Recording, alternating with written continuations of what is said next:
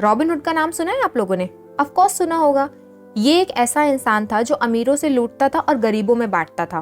तो दुनिया की नज़र में ये एक हीरो था, हमारी भी नज़र में ये अभी तक हीरो ही है।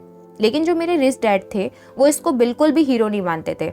इसको मानते थे एक लुच्चा, बदमाश, गरीबों का दुश्मन जो अमीरों से लूटता है और गरीबों में ऐसे ही बांट देता है। रॉबिनहुड तो चला गया, लेकिन आज भी लोग रॉबिनहुड का काम कर रहे हैं। जैसे कि देश की गवर्नमेंट भी तो यही करती है, अमीरों से टैक्स लेती है और गरीबों में बांटती है। तो वो है मॉडर्न रॉबिनहुड। अक्सर कई लोग बोलते हैं कि अमीर लोग देश के लिए पैसा क्यों नहीं देते, उनके पास जब इतना पैसा है तो टैक्स क्यों नहीं देते, अमीरों से तो ज्यादा टैक्स लेना चाहिए। मेरे गरीब डैड भी ऐसा ही बोला करते थे कि अमीरों से जितना ज्यादा हो सके उतना ज्यादा टैक्स लो और गरीबों में बांटो, जैसे रॉबिनहुड किया करता था। लेकिन अमीर डैड बोलते थे कि रॉबिनहुड गरीबों का सबसे बड़ा दुश्मन था और आज जो टैक्स लेने वाले सिस्टम है गवर्नमेंट का, वो भी गरीबों का सबसे बड़ा दुश्मन है। लेकिन आज एक बहुत बड़ा सच जान लो कि ये जो टैक्स का सारा पैसा जो कलेक्ट होता है ना, जो गवर्नमेंट कलेक्ट करती है, वो मिडिल क्लास और गरीब लोगों से करती है। अमीर लोग तो कभी टैक्स देते ही नहीं है। वो मैं समझाती हूँ कैसे। ये चीज समझने के लिए हम लोग चलते हैं सीधा टैक्स की हिस्ट्री में कि ये टैक्स शुरू कैसे हुआ होगा। पहले ब्रिटेन और अमेरिका में पहले टैक्स का सिस्टम कभी था ही नहीं। बाद में लगे ये इनकम टैक्स वगैरह। अमेरिकन तो टैक्स को बिल्कुल पसंद ही नहीं करते थे। जब कभी टैक्स लगा था उसका बहुत ज्यादा इन लोगों ने विरोध किया था। तो टैक्स को तो ये बिल्कुल भी पसंद नहीं करते थे। तो कैसे गवर्नमेंट ने राजी किया लोगों को कि टैक्स सही चीज है। बहुत कोशिशें की थी और बहुत साल लग गए। लोगों को समझाया गया कि टैक्स अमीर लोगों को सजा देने का एक तरीका है। अमीर लोगों से टैक्स लेंगे, गरीब लोगों से नहीं लेंगे। बहुत कोशिशों करने के बाद लोगों को समझाया गया, तब जाकर लोग माने और टैक्स के हक में वोट किया उन्होंने। लेकिन सच तो कुछ और ही है। अमीर लोग तो टैक्स कभी भरते ही नहीं, मिडिल क्लास लोग भरते हैं और गवर्नमेंट भी तो ये बात अच्छे से जानती है। लेकिन आज के टाइम पर गवर्नमेंट को जो टैक्स मिल रहा है वो एक बहुत बड़ी रकम है। तो ये टैक्स बंद होगा नहीं, गवर्नमेंट टैक्स को बंद करेगी ही नहीं। और अमीर डैडी हमेशा बोलते थे मुझे गवर्नमेंट बिल्कुल पसंद नहीं, क्योंकि गवर्नमेंट टैक्स का सही यूज कभी करती ही नहीं। वो टैक्स के पैसे का क्या करती है, लोगों को सरकारी नौकरी देकर उनको वो टैक्स का पैसा देती है। वो लोग सरकारी नौकरी में आकर एक आलसी चोरों का ग्रुप बन जाता है जो कोई काम नहीं करते। सरकार को इतनी नौकरों की जरूरत ही नहीं है जितनी नौकरों को वो भर्ती देते हैं। इसमें अमीर लोगों की कहाँ गलती है? इसमें सब सरकार की गलती है, इन सब चोरों की गलती है। आप खुद सोचो टैक्स क्यों लगे? क्योंकि पब्लिक रॉबिनहुड का काम को सही मानती थी।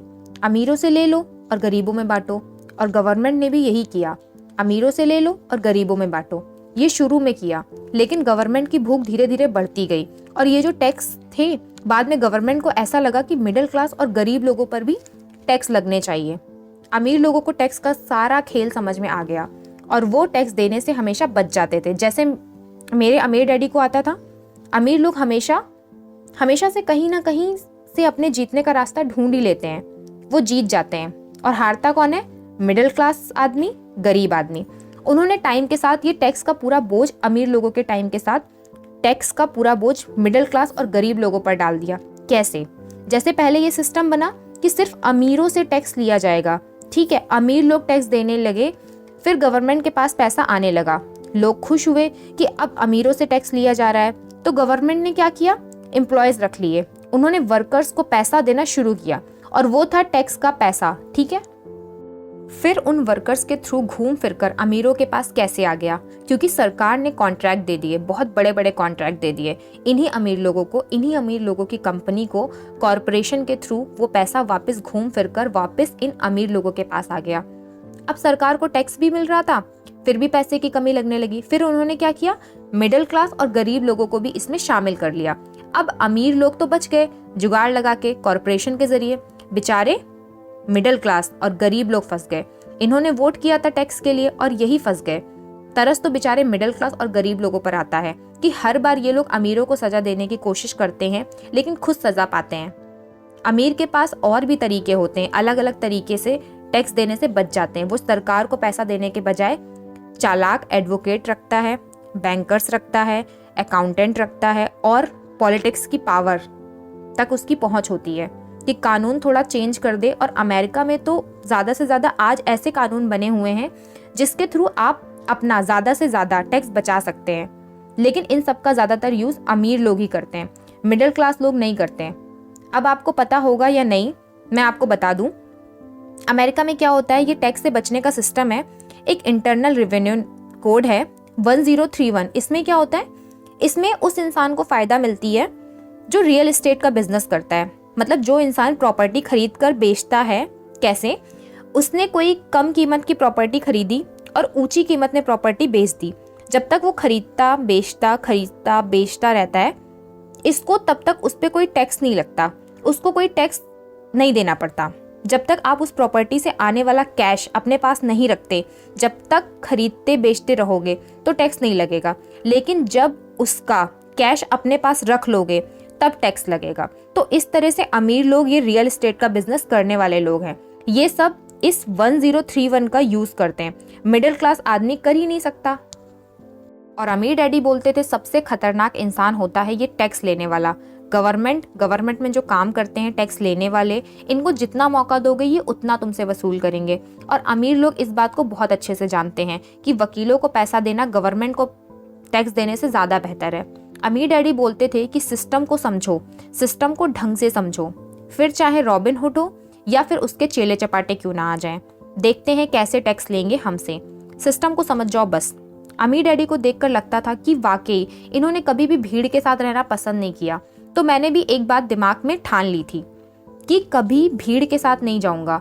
25 साल तक एक अच्छी खासी नौकरी कर रहा था मैं उस वक्त। रॉबर्ट कियोसाकी बोल रहे हैं कि मैं 25 साल तक एक अच्छी खासी नौकरी कर रहा था, पैसा खूब मिलता था, लेकिन जब चेक हाथ में आता था तो सामने देख करके बहुत अफसोस होता था उस चेक को। बहुत पैसा काट लिया जाता था उसमें, बहुत पैसा उस नौकरी को करते करते बस अमीर डैडी की बात कानों में गूंजती रहती थी कि किसके लिए आप काम कर रहे हो, किसको आप अमीर बना रहे हो। एक बार सोचो तो सही, जब चेक हाथ में आता था तो 1974 में जेरोक्स कंपनी में काम करता था, जेरोक्स मशीन बेचता था मैं। तो वहाँ पे काम करते करते, जेरोक्स मशीन बेचते बेचते मैंने एक गेम खेला, अपने काम से काम रखना शुरू कर दिया। जैसे उस वक्त मैं पैसा कमा रहा था तो क्यों ना मैं उस पैसे को प्रॉपर्टी में इन्वेस्ट करूं, प्रॉपर्टी खरीदूं मैं, ताकि प्रॉपर्टी वाला कॉलम स्ट्रांग हो मेरा। क्योंकि अभी जो सैलरी मिल रही थी उसमें बहुत सारा पैसा काट लिया जाता था। इतनी मेहनत करके भी पैसा काट लिया जाता है, कुछ तो खुद का करना पड़ेगा। तो मैंने क्या किया, इस नौकरी के अलावा जो पैसा मुझे मिलता था मैंने ज़्यादा मेहनत करना शुरू कर दी, ज़्यादा जेरोक्स मशीन बेचना शुरू कर दिया, क्योंकि अब इस नौकरी से बाहर निकलना था। और उसके बाद अच्छा खासा पैसा इकट्ठा करके रियल एस्टेट में लगाने की सोची मैंने। भी सही टाइम था ये रियल एस्टेट में लगाने का। मैंने क्या किया, अपने थोड़े खर्चे कम किए, ज़्यादा मेहनत की, पैसा इकट्ठा करके बस ये नौकरी से बाहर निकलना चाहता था। प्रॉपर्टी वाले कॉलम को स्ट्रॉन्ग करने लगा, धीरे धीरे प्रॉपर्टी में इन्वेस्ट करने लगा।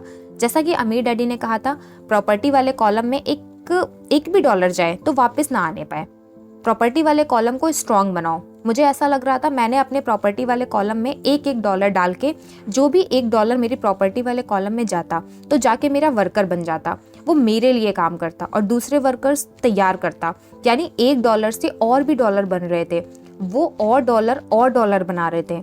ये सब मेरे वर्कर्स थे, ये मेरे लिए काम कर रहे थे, 24 घंटे काम कर रहे थे। और मैं हमेशा सोचता हूँ कि आज अगर मुझे फाइनेंशियल नॉलेज नहीं होती तो क्या होता। ये फाइनेंशियल नॉलेज मुझे मिली अकाउंटिंग से, इन्वेस्टमेंट से, मार्केटिंग की नॉलेज से और लॉ की नॉलेज से। ये 4 चीज़ों से मुझे नॉलेज मिली, फाइनेंशियल नॉलेज। और ये बहुत बड़ी चीज़ है जानने वाली है कि अमीर लोग कॉरपोरेशन के ज़रिए कैसे टैक्स देने से बच जाते हैं। कॉरपोरेशन की आड़ में कॉरपोरेशन का कवच चढ़ा लेते हैं अपने ऊपर। वो लोग क्या करते हैं, बोर्ड मीटिंग के नाम पर हवाई घूम के आते हैं, अपनी कार्ड वगैरह का सारा भुगतान ये इंश्योरेंस कंपनी के खर्चे में डाल देते हैं। हेल्थ क्लब का खर्चा भी कंपनीज करती हैं। ज़्यादातर रेस्टोरेंट और डिनर ऐसे ही होते हैं इनके। ये सारे खर्चे ये लोग टैक्स देने के पहले ये लोग करते हैं। अमीर लोग ज़्यादा अपनी प्रॉपर्टी छुपाते हैं कॉरपोरेशन और ट्रस्ट की आड़ में। गवर्नमेंट इन सब कॉरपोरेशन और ट्रस्ट को सपोर्ट करती है। इसलिए ये बुक पढ़ने वालों से रॉबर्ट कियोसाकी बोलते हैं, जितनी प्रॉपर्टी हो कॉरपोरेशन के बारे में जान लो। ज़्यादा अगर प्रॉपर्टी है तुम्हारे पास में, उसके बहुत फ़ायदे हैं, क्योंकि गवर्नमेंट को तो जितना मौका दोगे वो उतना तुमसे लेगी। बाकी का नेक्स्ट चैप्टर में।